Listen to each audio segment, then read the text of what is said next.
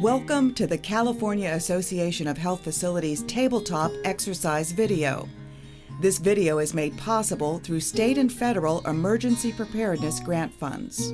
This video has been produced to assist intermediate care facilities for individuals with intellectual disabilities meet the new emergency preparedness requirements. Among other things, this new rule requires that these facilities participate in 2 training exercises each year, of which one could be a tabletop exercise. The first 2 training exercises should be completed by November 17, 2017. For the specific requirements of this new emergency rule, click the link. A tabletop exercise is an activity where management and staff get together and discuss a response to a simulated emergency scenario. This takes place in an informal, non-threatening, no-fault environment to encourage participation by everyone. Discussion will center around pre-identified areas of your emergency plans, procedures, and/or response protocols.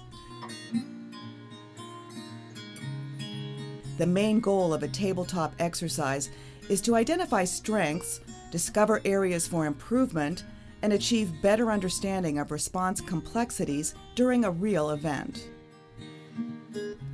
We will discuss the 4 major areas of completing a tabletop exercise: planning and designing, conducting, the debrief, also known as a hot wash, and completing the after-action report.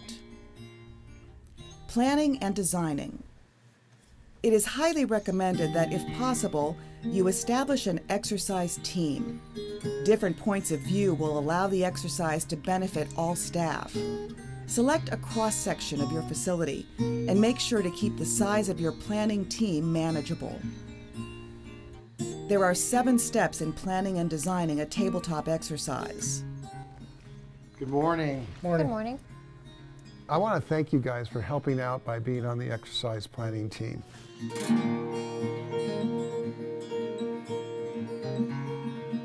First thing is to look to see what emergency functions we may need to test. Also, which staff members are in need of training. And if we have any new updates to our emergency plans or procedures, we should probably test those as well. I agree. We also need to check our hazard vulnerability assessment to see if there's any specific incidents we need to test. We will use the hazard vulnerability assessment that we downloaded and completed from the CAHF Disaster Preparedness webpage.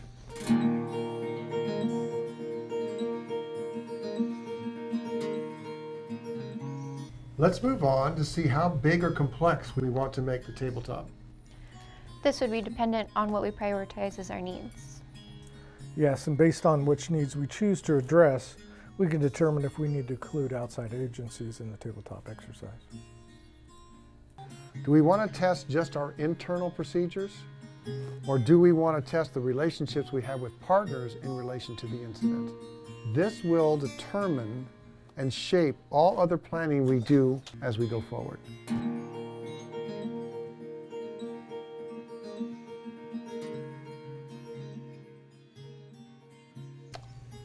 Next up is establishing a goal or a purpose statement. This is created to capture the intent of the entire exercise. It is done before the scenario so that we can create a scenario around testing the goals. So an example of this might be, this exercise is designed to provide feedback on critical emergency evacuation operations during a power outage. Are you guys familiar with the SMART acronym? It's a concept used to design objectives. SMART stands for specific, measurable, achievable, realistic, and time-based. As you write your objectives, you can check to see if they are SMART. Exactly. And there is plenty of information online. Just Google SMART Emergency Objectives, and you'll find plenty of information.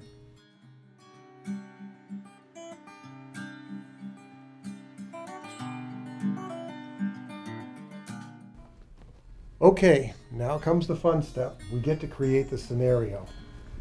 The scenario should show a realistic emergency situation. So what do we need for that? Well, for one thing, it should provide details of the current situation, like time of day. Yeah. It should include what event is happening or about to happen and how it would affect the facility. And also how it would affect our local or regional area. As we create the scenario, we want to leave some time so we can add injects into the storyline. Injects will change the way the scenario looks to stimulate discussion from the participants so that they have to address the new situation.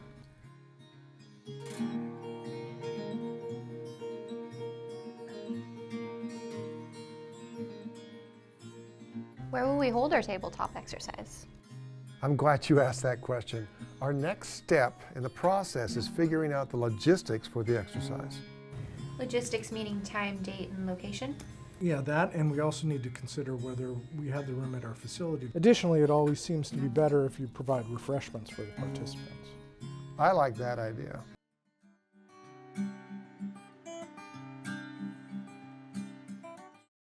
We are nearly finished with our planning. Now we need to find out the right participants to invite to our exercise. If we need to invite people from outside our facility, we need to make sure to give them enough time to calendar the activity. It's important we have an evaluator for this exercise. They will be responsible for assessing how the exercise went and determining if we met our goals and objectives. You know, we might just use the facilitator to complete the duties of the evaluator. It's really going to depend on how big and the tabletop and how involved it is.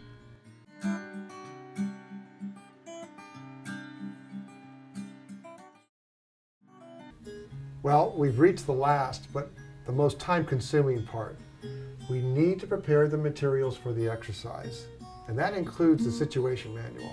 And the situation manual includes exercise schedule, rules of play, assumptions, scenario, and goals and objectives.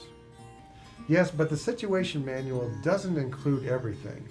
We will still need to develop an evaluation tool that the evaluator can use and a tool for response and feedback from the participants. These will be critically important when we have to do the after-action report at the end. We will also need to finalize and print out the scenario injects. If I remember correctly, those aren't included in the situation manual. Those are delivered separately during the actual exercise. With the planning complete, the next element in the process is conducting your exercise. On the day of the exercise, it is important to have a facilitator who controls and directs the activity so that all of the goals and objectives can be addressed. Next, the exercise will begin. Good morning, and thank you for being here for our tabletop exercise. My name is Tom, and I will be your facilitator for today's exercise. How many of you have been part of a tabletop exercise? Good. Let me tell you a little bit about a tabletop exercise.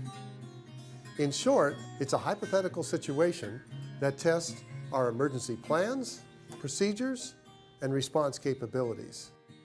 When done correctly, it is an extremely beneficial activity that identifies both the strengths and weaknesses of our systems.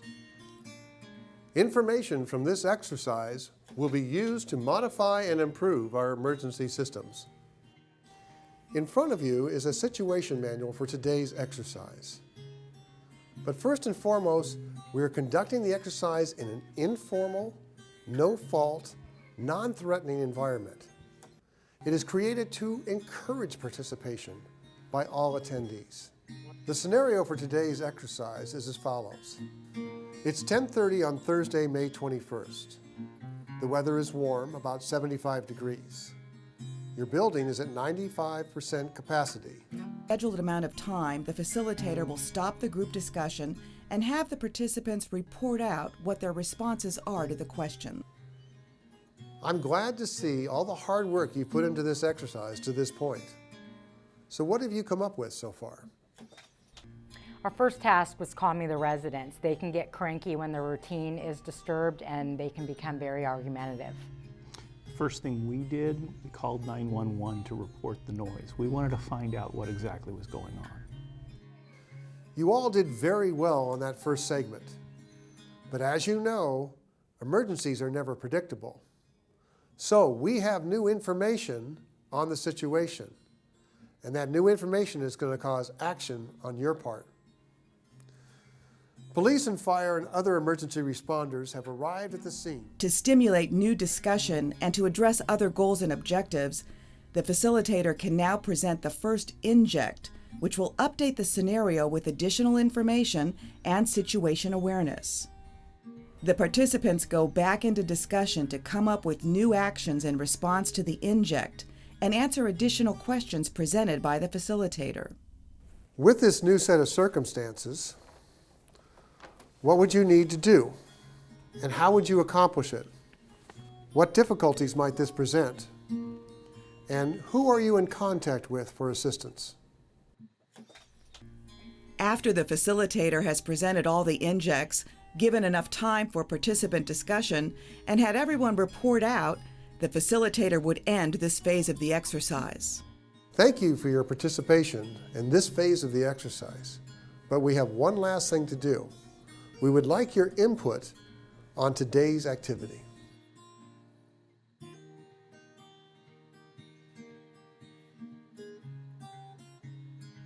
Before the participants leave the exercise, it is critical to get feedback from them on the information discussed during the activity and the tabletop process. This can be done through direct verbal feedback, a written evaluation, or both. Questions to the participants can be specific or open-ended. You will have to determine what type of questions to ask and what type of information you wish to collect. Your knowledge of the participants will have a big role in what type of evaluation tools you wish to use.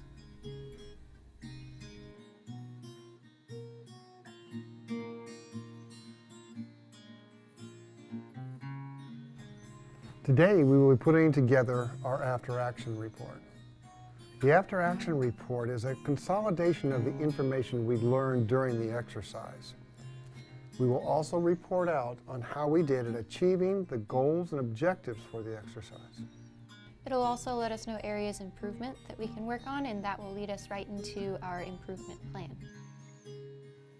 When done correctly, a tabletop exercise is an effective way for facilities to evaluate the preparedness of your emergency programs, identify gaps and deficiencies, clarify roles and responsibilities, increase awareness of potential hazards, assess existing and needed resources, and improve coordination between teams and organizations.